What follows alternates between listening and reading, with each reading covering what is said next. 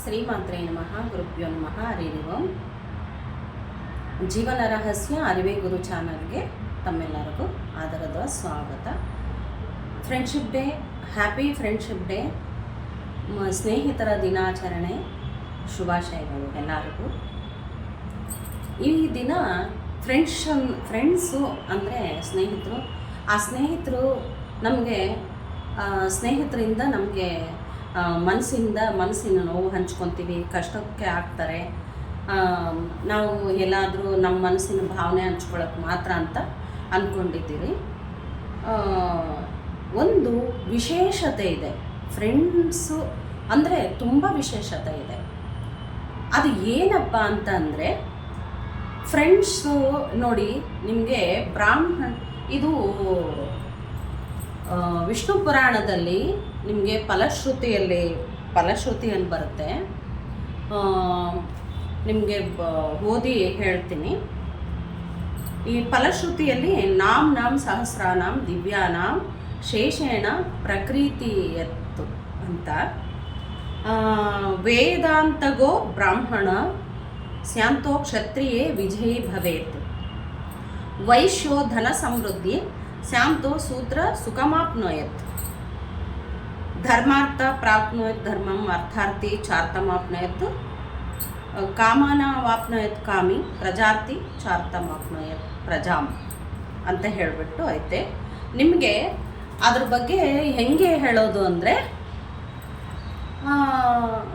ಈಗ ನಿಮಗೆ ಆಚಾರ್ಯರು ಪರಿಚಯ ಇದ್ದಾರೆ ಅಂದರೆ, ಆಚಾರ್ಯರು ಪರಿಚಯ ಆಗಿದ್ದಾರೆ ಅಂದರೆ, ನೀವು ಈಗ ಆಚಾರ್ಯ ಸ್ನೇಹಿತರು.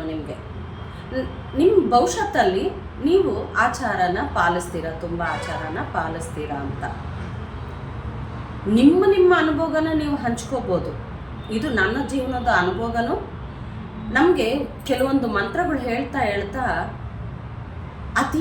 ಅತೀಂದ್ರಿಯ ಶಕ್ತಿಗಳು ನಮ್ಮಲ್ಲಿ ಒಡಮೂಡ್ತವೆ. ಏಕೆ ಅಂದರೆ, ಏನೂ ಗೊತ್ತಿಲ್ಲದೆ ಅವರು ಮಂತ್ರ ಹೇಳ್ತಿದ್ದಾರೆ ಅಂದರೆ ಅವ್ರಿಗೊಂದು ವಿಶೇಷವಾದ ಪವರ್ ಬಂದಿರುತ್ತೆ. ಕೆಲವು ಒಳ್ಳೆತನವಾಗಿದ್ದವ್ರ ಹತ್ರನೂ ಅವ್ರ ಮಾತಿಗೆ ಒಂದು ವಾಕ್ಸುದ್ದಿ ಅನ್ನೋದಿರುತ್ತೆ. ಆ ಮನುಷ್ಯ ಏನು ಹೇಳಿದ್ರು ಸತ್ಯ ಆಗುತ್ತೆ ಅನ್ನೋದೊಂದು ಇರುತ್ತೆ. ನಿಮಗೆ ಅದನ್ನು ಸೂಕ್ಷ್ಮ ಗಮನಿಸಿದರೆ ಮಾತ್ರ, ಅಂದರೆ ಸತ್ಯವಾಗಿ ನಡ್ಕೊಳೋನಿಗೆ ಭಗವಂತ ಏನು ವರ ಕೊಡಲ್ವಾ, ಈ ರೀತಿ ಕೆಲವೊಬ್ಬರಿಗೆ ವಿಶೇಷವಾದ ಫಲ ಶಕ್ತಿ ಕೊಟ್ಟಿರ್ತಾನೆ. ನನಗೆ ಆ ಮಂತ್ರನ ಅರ್ಥ ಮಾಡ್ಕೊಂಡಿರೋ ರೀತಿನ ನಿಮಗೆ ಹಂಚ್ಕೊತೀನಿ. ನಿಮಗೆ ಭಗವತ್ ಚಿಂತನೆ ಇದ್ದರೆ ನಾನು ಹೇಳೋ ಮಾತು ಪಕ್ಕ ರೀಚ್ ಆಗುತ್ತೆ. ಬ್ರಾಹ್ಮಣರು, ವೇದಾಂತ ಹೇಳೋಂಥ ಬ್ರಾಹ್ಮಣರು ನಿಮಗೆ ಫ್ರೆಂಡ್ಸ್ ಆದರೆ ನೀವೇನೋ ಹೊಸದೊಂದು ಸೃಷ್ಟಿ ನಿಮ್ಮ ಕೈಯಿಂದ, ಒಂದು ವಿಜ್ಞಾನ ಇರ್ಬೋದು, ಒಂದು ಇಂಜಿನಿಯರಿಂಗ್ ಇರ್ಬೋದು, ಒಂದು ಡಾಕ್ಟ್ರ್ ಇರ್ಬೋದು, ಹೊಸದಾಗಿ ಸೃಷ್ಟಿ, ಇಂಥ ಒಂದು ಸೃಷ್ಟಿ ನಿಮ್ಮ ಮನೆಯಲ್ಲಿ ನಿಮ್ಮ ಭವಿಷ್ಯತ್ತಲ್ಲಿ ನಡೆಯುತ್ತೆ ಮುಂದೆ ಅನ್ನೋದಕ್ಕೆ ಅವರು ಬ್ರಾಹ್ಮಣರು. ಅಂದರೆ ಅವ್ರನ್ನ ಯಾವ ರೀತಿ ನೀವು ಇಷ್ಟಪಡ್ತೀರಾ. ಧರ್ಮಾರ್ಥಿ ಪ್ರಾಪ್ನೋಯತ್ ಧರ್ಮಂ, ಅರ್ಥಾರ್ಥಿ ಚಾರ್ಥಮಾಪ್ನೋಯತ್, ಕಾಮನವಾಪ್ನೋಯತ್ ಕರ್ಮ, ಪ್ರಜಾರ್ಥಿ ಪ್ರಜಾಂ ಅಂತ ಹೇಳ್ಬಿಟ್ಟು ಇರ್ತಲ್ಲ.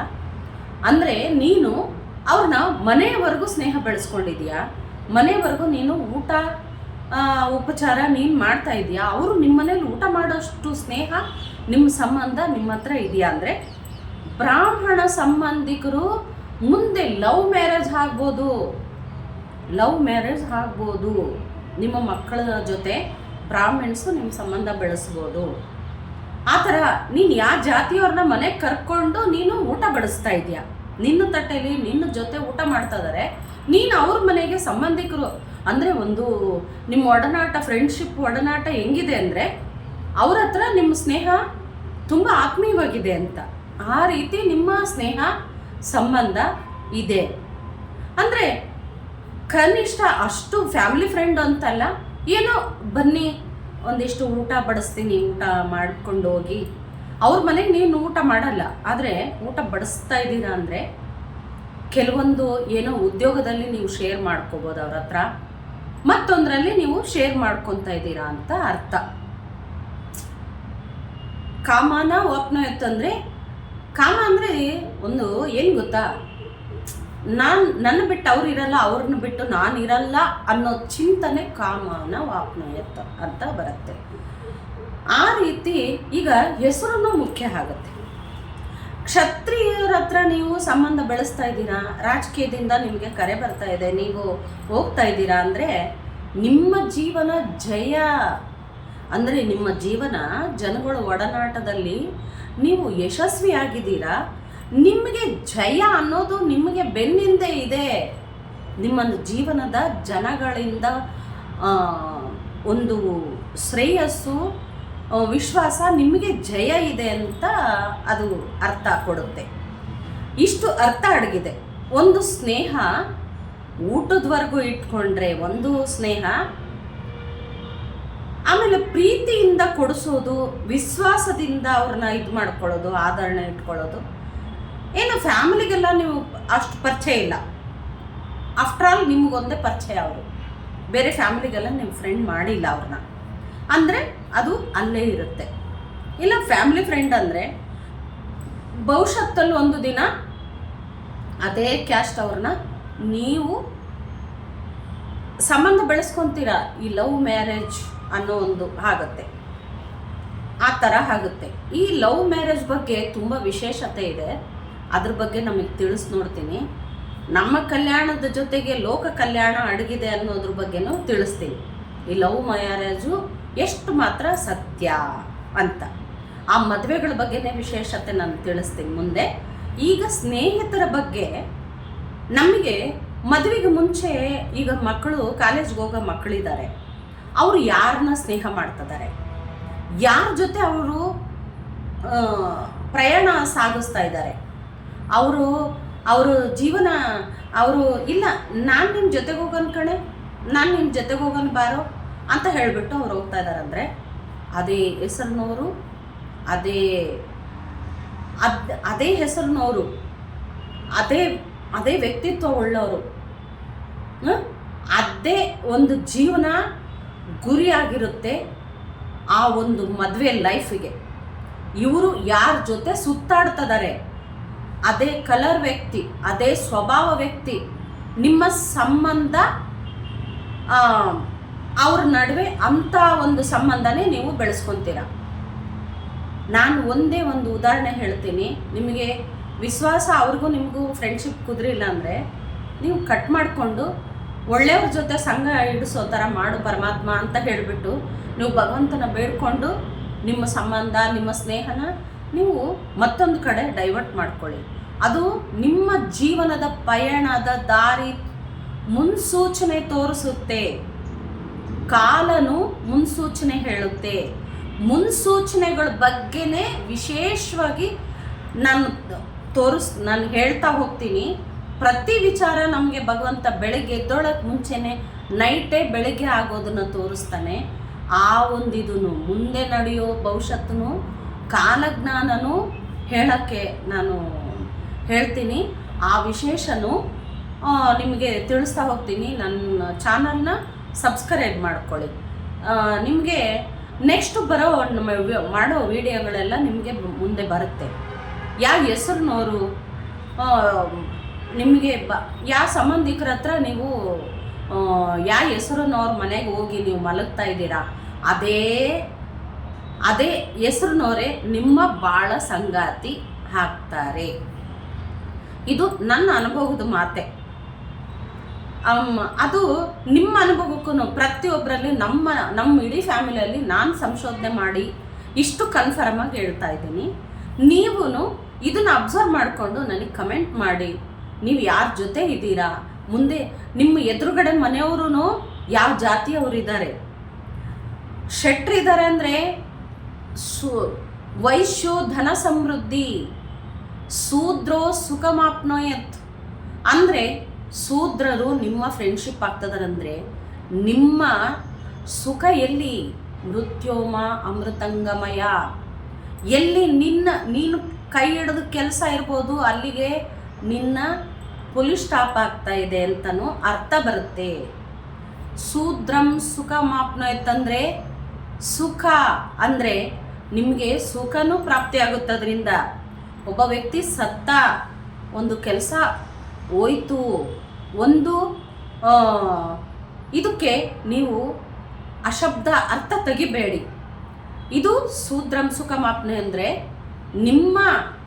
ನಿಮ್ಮ ಕಷ್ಟಗಳಿಗೂ ವಿಮುಕ್ತಿ ಕೊಡೋ ಟೈಮ್ ಬಂದಿದೆ.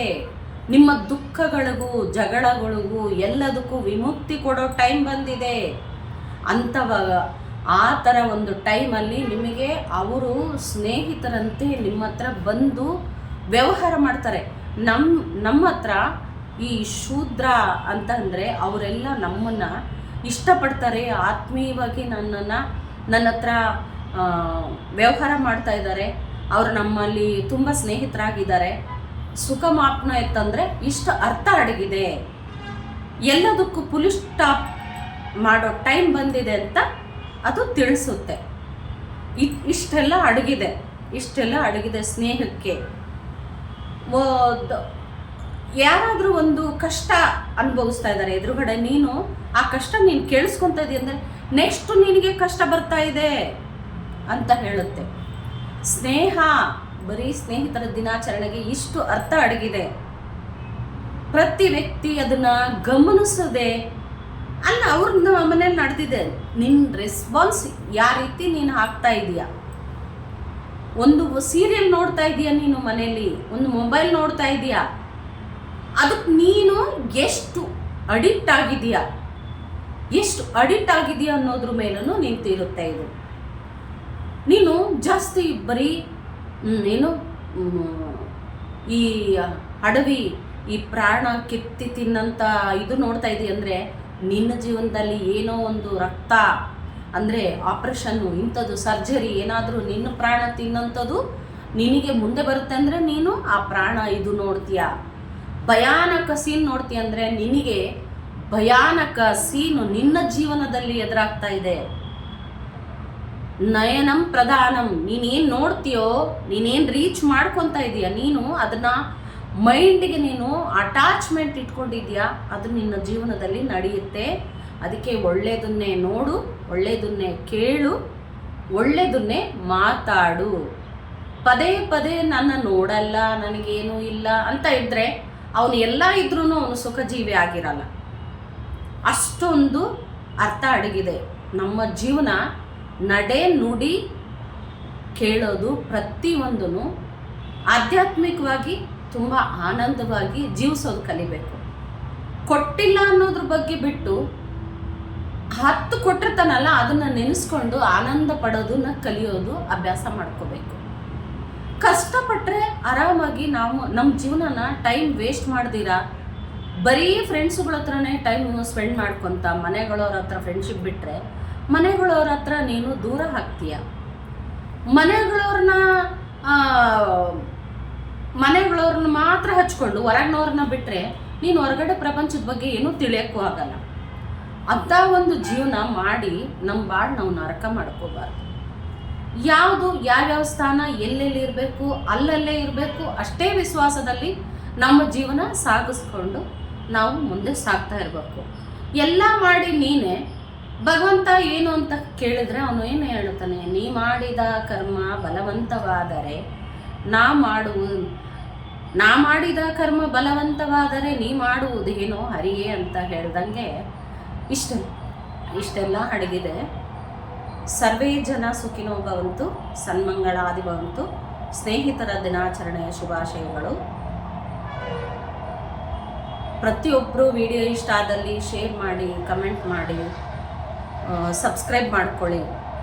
ನಿಮ್ಮೆಲ್ಲ ಸ್ನೇಹಿತರ ಹತ್ರ, ಪ್ರತಿಯೊಬ್ಬ ಫ್ಯಾಮಿಲಿ ಹತ್ರ, ನೀವು ಇಷ್ಟವಾದವ್ರ ಹತ್ರ ಒಳ್ಳೆಯದನ್ನು ಹಂಚ್ಕೊಳ್ಳೋದು ಅಭ್ಯಾಸ ಮಾಡ್ಕೊಳ್ಳಿ. ಅವ್ರಿಗೂ ಒಳ್ಳೆಯದನ್ನು ಕೇಳಿಸ್ಕೊಳ್ಳೋಕ್ಕೆ ಅವರಿಗೆ ಅರಿವು ಮೂಡಿಸ್ರಿ. ಇನ್ನೊಬ್ಬರನ್ನ ನೀವು ಜೀವನ ತಿದ್ದಿದ್ರೆ ನಿಮ್ಮ ಜೀವನದಲ್ಲೂ ತಪ್ಪೆಜ್ಜೆ ಹಾಕಿದಂಗೆ ಭಗವಂತ ಕಾಪಾಡ್ತಾನೆ. ಅದು ಮಾಡಿರೋ ಉಪಕಾರ ಎಂದೂ ವೇಸ್ಟ್ ಅಲ್ಲ.